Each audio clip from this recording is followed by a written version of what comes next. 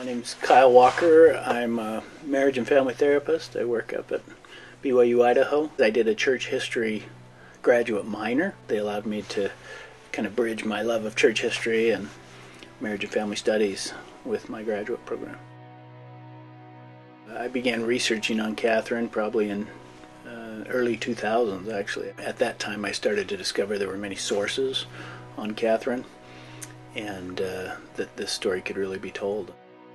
Well, I think it adds to the story of the Restoration. Katharine corroborates a number of things that Joseph Smith said, her brother Joseph Smith. She was one of the first to listen to his early visionary experiences. She helped safeguard the plates. She adds details to certain events of the Restoration, describes the plates in details. She names the first 6 members of the church. She adds some details about some of the challenges the saints faced in Missouri and Illinois, and also adds to some of the story of the migration in church history, some details that we didn't previously know. And so I think that's one of the contributions that it makes, is that it adds to the story of the Restoration. Now, I think it's both for a scholarly audience and for lay members of various Restoration branches. Katharine affiliates with the RLDS Church, later the Community of Christ, and so that was the target audience. I think also people that might be interested in women's history. There's just not that many early first-generation female saints that you could write a biography for in church history. I would estimate maybe less than 12, just because of the scarcity of sources, and Katharine was one of those that you could write a biography of. So I think it makes a contribution that way too.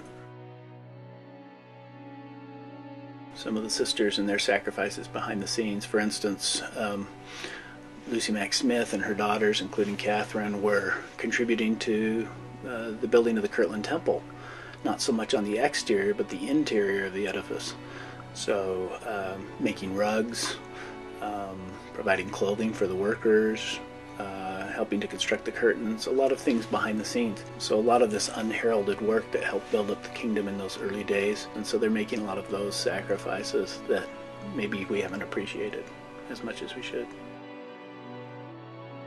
She was dealing with difficult times. We're dealing with difficult times. I think she's an example of faith and overcoming. Katharine lost everything in those migrations and had a life of poverty and a lot of religious persecution and even political differences, as she lives in Hancock County, Illinois, that she has to overcome, and deals with a lot of religious persecution after the deaths of her brothers. She deals with that temperately, seems very humble about that persecution, doesn't retaliate, and eventually kind of overcomes a lot of that religious persecution through good living and a good example for many decades. I think it helps build faith in the Restoration.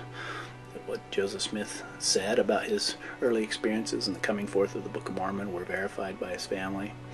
If anybody knew if Joseph was enacting some sort of fraud, I think it would have been his family, and all of them were supported. They were united around his mission, and I think that says a lot. I think that's to me, that strengthens my faith in Joseph Smith's story and his role as a prophet, and the support that his family provided, including Katharine.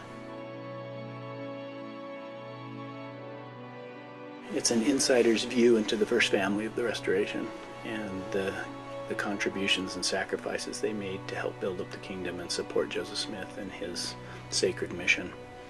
And it's also a compelling story of grit and determination for Katharine personally in overcoming just an inordinate amount of hardships that she dealt with in her life through her faith.